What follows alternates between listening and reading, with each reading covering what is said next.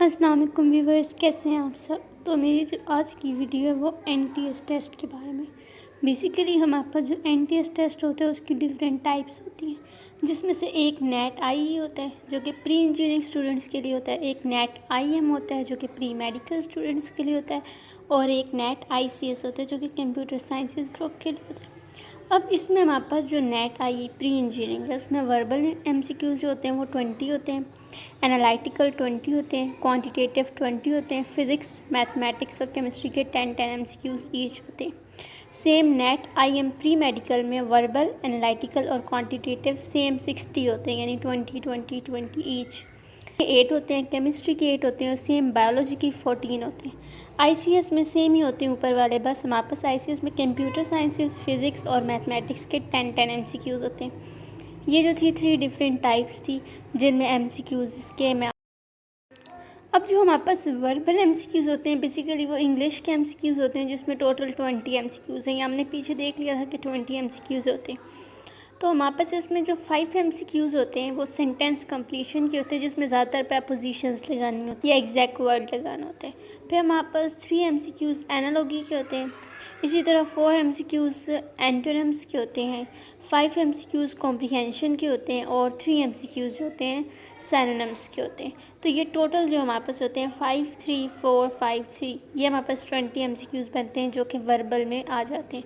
तो यानी 20 एमसीक्यूज़ आपके जो वर्बल में उसमें ये पोर्शंस हैं 5, जिनमें एमसीक्यूज़ की डिवीजन हुई होती है। अब हम इनकी एग्जांपल्स देखेंगे ताकि थोड़ा सा क्लियर हो जाए ये किस तरह लिए जाते हैं। ओके, तो सेंटेंस कंप्लीशन में देखें हमारे पास 5 एमसीक्यूज़ आते हैं, ठीक हो गया। तो सेंटेंस कंप्लीशन में कुछ ऐसे होते हैं जिनमें सिंगल ब्लैंक होती है, कुछ ऐसे एमसीक्यूज़ होते हैं जिनमें डबल ब्लैंक होती है। तो मैंने इनकी सिर्फ 5 एग्जांपल्स ली हैं सिर्फ समझाने के लिए। So first one is I wish I dash a king. तो ये इमेजिनेशन की बात हो रही है कि मैं ख्वाहिश करता हूँ, विश की बात आ रही है। जब भी हमारे पास इमेजिनेशंस होती हैं तो हम पास्ट टेंस की प्लूरल फॉर्म जो है यूज़ करते हैं। तो यहाँ हम यूज़ कर सकते थे I wish I was a king, लेकिन हमने क्या बात की, हमने कहा हमने प्लूरल फॉर्म यूज़ करनी है तो हम वर यूज़ करेंगे। तो I wish I were a king, क्योंकि हम जब भी इमेजिनेशन की बात करेंगे तो हम उसका प्लूरल यूज़ करेंगे, ठीक हो गया।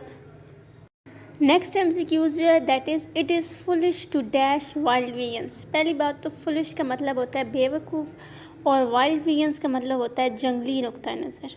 तो यहाँ पर हमने इससे रिलेटेड एक वर्ड यूज़ करना है, यानी it is foolish to dash wild views, यानी ये बेवकूफ़ी होगी अगर हम क्या करें, जंगली नुक्ता नज़र को छेड़ें, ठीक है। अब यहाँ पर हमारे पास वर्ड क्या आएगा, चेज़, हंट, रन आफ्टर या परस्यू। चेज़ का मतलब होता है पीछा करना या ताक़ुब करना, हंट का मतलब होता है शिकार करना, रन आफ्टर का मतलब होता है के पीछे भागना, और परस्यू का मतलब है गौर। तो गौर तो हम कर नहीं सकते जंगली नुक्ता नज़र पे, तो ये option as it is cross हो जाएगा। उनके पीछे भी नहीं भाग सकते, के पीछे भागना, ठीक है। शिकार भी नहीं कर सकते, उनका हम ताक़ुब करते हैं। अगर हम उनका ताक़ुब करें तो ये बेवकूफ़ी है, तो हम इसलिए क्या करेंगे, चेज़ का वर्ड जो वो यहाँ पर एग्जैक्ट सूट करता है, क्योंकि ये एक बेवकूफ़ी होगी अगर हम उनका पीछा करें या ताक़ुब करें। Okay, the third MCQ is his arrogance has earned him a dash reputation. पहली बात, arrogance का मतलब होता है तकब्बुर, यानी एक नेगेटिव वर्ड है, उसके अंदर एक नेगेटिव चीज़ थी। earned का मतलब होता है कमाया, और रेपुटेशन का मतलब शोहरत, यानी उसने अपने तकब्बुर की वजह से कैसी शोहरत जो है पाई है। तो हमारे पास 4 ऑप्शंस हैं। ऑप्शंस मैंने इसलिए दिए हैं ताकि इजीली हम समझ सकें। तो फर्स्ट है सुपर्ब, यानी शानदार। तो अपने तकब्बर यानी नेगेटिव की वजह से वो कभी भी शानदार शोहरत तो हासिल नहीं कर सकता, तो ये यहाँ पर कैंसिल आउट हो जाएगा। सेम डिलाइटफुल यानी खुशगवार, तो खुशगवार भी हासिल नहीं कर सकता, कैंसिल आउट हो जाएगा। कल्पेबल, कल्पेबल मतलब मुजरिम, तो ये तो एक वर्ड हो बाहर जाता है। फिर आता है अनप्लेजेंट, नाखुशगवार, तो ये ज़ाहिर सी बात है अगर उसका नेगेटिव तकब्बुर था यानी कि नेगेटिव उसका बिहेवियर था तो उसको नाखुशगवार जो है वही शोहरत मिलेगी। तो इसका एग्जैक्ट ऑप्शन जो है वो अनप्लेजेंट है। The fourth MCQ is the Rasul sallallahu alaihi wasallam spent his life in dignified and dash way. Dignified का मतलब होता है बाइज़्ज़त।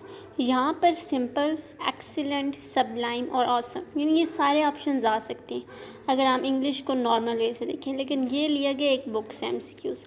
तो इसमें हमारे पास हम पढ़ते आ रहे होते हैं कि सबलाइम यानी शानदार, तो तो हुज़ूर सल्लल्लाहु अलैहि वसल्लम जो थे उन्होंने अपनी ज़िंदगी बहुत बाइज़्ज़त और शानदार तरीके से गुजारी थी। तो हम यहाँ पर ज़्यादातर सबलाइम ही लगाते हैं, क्योंकि एक बुक MCQ है तो हम बुक की वर्डिंग्स को चेंज नहीं कर सकते। Next and the last one is it is dash to steal. Good यानी अच्छा होता है चोरी करना, स्टील मतलब चोरी करना। करप्ट का मतलब करप्टी होता है या ख़राब होता है। इमोरल यानी गैर अखलाकी, और विक्ट शरीर या पापी कहते हैं जिसे। तो हम कहते हैं कि जो चोरी करना है वो एक गैर अखलाकी काम है, तो हम यहाँ पे इमोरल लिखेंगे। ठीक हो गया। तो ये जो थे हमारे पास sentence okay. Then we have the second type that is analogy MCQs। ये 3 MCQs आते हैं। मैंने 3 एग्जांपल्स दिए हैं समझने के लिए। ठीक है। The first one is no smell. ठीक है। हमारे पास 4 ऑप्शंस हैं यहाँ पर, बल्कि 5 ऑप्शंस हैं। ठीक है। Tongue speak, foot hit, hand finger, teeth chew, eye और लिड। इसका जो एग्जैक्ट ऑप्शन है वो 4th वन है, टीथ च्यू। लेकिन वो किस तरह? बेसिकली नोज़ का काम क्या है? स्मेल। यानी नोज़ का फंक्शन क्या है? स्मेल। अब टंग का फंक्शन स्पीक नहीं है, टंग का फंक्शन है टेस्ट करना। सिमिलरली जो हमारे पाँव होते हैं उनका काम है चलना, ना कि हिट करना। हैंड और फिंगर, तो फिंगर हैंड का पार्ट है लेकिन फंक्शन नहीं है, तो ये अलग हो जाता है। आई और लिड, तो ये भी कोई आपस में इनका फंक्शन नहीं है, तो ये दोनों तो एज इट इज़ हट के, इन दोनों का काम ये वाला होता नहीं है। तो टीथ जो होते हैं यानी दांत, उनका काम होता है चबाना। तो इस सीक्वेंस में अगर हम देखें तो नोज़ और स्मेल के साथ टीथ और च्यू जो है ऑप्शन ठीक बनते हैं, यानी फंक्शन को आपने देखना है। तो यहाँ पे थोड़ा सा कॉमन सेंस जो है ज़्यादा यूज़ करना पड़ेगा। Next one is scientist, laboratory. अब हमारे पास इसके 4th ऑप्शन है chemist, chemical tube, dentist, drill, teacher, classroom, actor, play. Basically scientist जो है कहाँ पर जाके काम करता है? लेबॉरेटरी में। केमिस्ट जो होता है वो केमिस्ट्री लैब जाता है, तो बेसिकली केमिकल ट्यूब तो यहाँ पर आएगा नहीं। डेंटिस्ट जो है वो हॉस्पिटल जाएगा, ये भी क्रॉस हो गया। एक्टर जो है वो जो भी शूटिंग एरिया वहाँ जाएगा। तो टीचर जो है उसका काम है क्लासरूम का, तो टीचर जो है वो क्लासरूम में जाएगा। तो इनकी परफॉर्म यानी ये कहाँ पर अपना काम परफॉर्म कर रहे हैं? तो साइंटिस्ट अपना काम जो है लेबॉरेटरी में परफॉर्म कर रहे हैं, सिमिलरली टीचर अपना काम क्लासरूम में परफॉर्म कर रहे हैं। अब इसमें जो हमारे पास लास्ट एग्जांपल है that is finger and ring. ये मैं आपको पहले भी समझा चुकी हूँ, फिंगर और रिंग अपनी एक लास्ट वीडियो में, बट इसमें फिर से देख लेते हैं कि फिंगर और रिंग। अब देखा जाए हम क्या कहते हैं, फिंगर में अपनी रिंग को पहनते हैं यानी वेयर करते हैं। बैंडेज और वूंड, बैंडेज जो होती है वो ज़ख़म के ऊपर जो है लगाई जाती है। ठीक है। इनका पहनने का कोई काम नहीं है। नेकलेस और नेक, देखिए जो हमारी गर्दन है उसमें हम नेकलेस पहनते हैं, तो ये तो पता चल रहा है यही ऑप्शन ठीक है। लेकिन समझाने के लिए ग्लव और हैंड, लिप और टिंट। ग्लव और हैंड ऑप्शन भी ठीक है, लेकिन हमने पहले बात फिंगर की किया फिर रिंग की किया, तो अगर ये होता है हैंड एंड ग्लव तो फिर भी बात की जा सकती थी। तो हमारे पास इसमें जो राइट ऑप्शन है वो नेक और नेकलेस है, यानी हम देख रहे हैं वो चीज़ कहाँ पहननी है। देन हमारे पास जो 3rd थी वो एंटोनिम MCQs थे। एंटोनिम में 4 MCQs आते हैं। इनको हम मुतज़ाद भी कहते हैं या वर्ड ऑपोजिट भी कह लें आप, यानी कि जो वर्ड दिया हुआ है आपने उसका ऑपोजिट जो है सिलेक्ट करना है। फॉर एग्जांपल 3 एग्जांपल्स मैंने यहाँ लिए हैं सिर्फ समझाने के लिए आपको। First one is beautiful. Beautiful का मतलब सबको पता है खूबसूरत होता है। अब हमने ब्यूटीफुल का ऑपोजिट लेना है। ठीक है। वंडरफुल, हैंडसम एंड अगली, 3 ऑप्शंस हैं। वंडरफुल का मतलब भी शानदार होता है, हैंडसम का मतलब भी खूबसूरत होता है, यानी ये दोनों तो इससे सिमिलर हो गए, तो ये हम सेलेक्ट नहीं करेंगे। अगली यानी बदसूरत, तो ब्यूटीफुल का जो ऑपोजिट है यानी जो एंटोनिम है वो अगली है। ठीक हो गया। तो हम जो अगली का ऑप्शन है उसको ट्रिक कर देंगे। Then we have the second divided. ठीक है। डिवाइडेड हमारे पास सेकेंड MCQs है। हमारे पास 3 ऑप्शन है, यूनाइटेड, सेपरेटेड, डिग्निफाइड। यूनाइटेड का मतलब इकट्ठा, डिवाइडेड अलग हुआ हुआ, जुदा हुआ हुआ। सेपरेटेड का मतलब भी अलग हुआ हुआ, जुदा हुआ हुआ। डिग्निफाइड का मतलब होता है बावकार, तो वो तो इस कैटेगरी से वैसे ही निकल जाएगा। जुदा जो है वो तो सेम हो रहा है, सिमिलर हमने नहीं लेना, हमने ऑपोजिट लेना है। तो हम क्या करेंगे, इसका यूनाइटेड जो है वो इजीली हमें पता चल जाता है कि डिवाइडेड का जो एंटोनिम है वो यूनाइटेड है। Last one is discovered. तो हमारे पास 3 ऑप्शन है, रिवील्ड, कॉन्सील्ड और कंटेंटेड। रिवील का मतलब भी फाश करना होता है, कंटेंटेड का मतलब भी बहस करना। जब जिस चीज़ की बहस करेंगे या फाश करेंगे तो पता चल जाएगा। तो कंसील्ड का मतलब होता है छुपा हुआ, तो इसका डिस्कवर्ड का आंसर क्या है, कंसील्ड।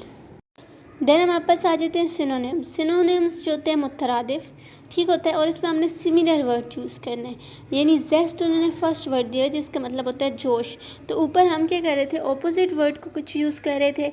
अब हमने जो सिमिलर यानी जो उससे मिलता जुलता वर्ड है उसको चूज़ कर लेना है। तो हमारे पास वर्ड्स दिए हुए हैं फोर, पैसिव यानी गैर फॉल, ठीक है, या फिर उन्होंने दिया हुआ एंथुसियाज्म यानी जोश, डिसगस्ट यानी नफ़रत, और वेरियस यानी मुख्तलिफ।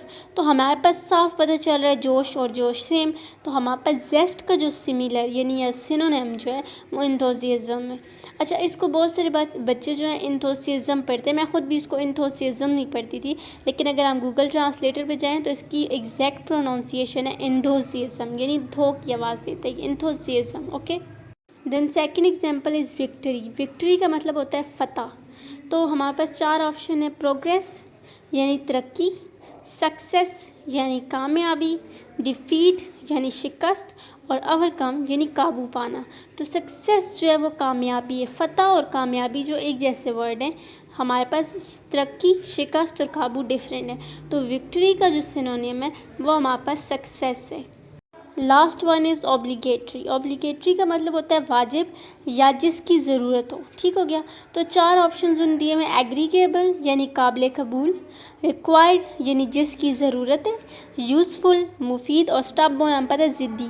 तो ज़िद्दी, मुफीद और काबिल कबूल इसके सिनोनिम्स नहीं हो सकते, हमने जैसा ढूंढना है यानी की ज़रूरत है। तो ऑब्लिगेटरी का सिनोनिम जो है वो रिक्वायर्ड होता है। आप लोगों को कॉम्प्रीहेंशन जो बीच में से थी वो मैंने छोड़ दी है, क्योंकि वो थोड़ा लंबा सा पैसेज होता है और वो थोड़ा डिफरेंट टास्क होता है, तो उसमें हमने थोड़ा सा लेंथी होता है, वो मैं एक नेक्स्ट वीडियो बनाऊंगी। अगर ये आप लोगों को समझ आ गई है तो वेल एंड गुड। अगर किसी को नहीं भी आई या वो चाहता है कि मैं इस पर अलग अलग डिटेल में वीडियो बनाऊँ तो मैं आप लोगों के लिए वीडियो ज़रूर बना दूँगी, कमेंट कीजिएगा। उसके अलावा NTS में बाकी जो MCQs की टाइप्स हैं इंशाल्लाह मैं उस पर भी आपको वीडियो बना के दूँगी। तब तक के लिए खुदा हाफिज़, खुश रहें।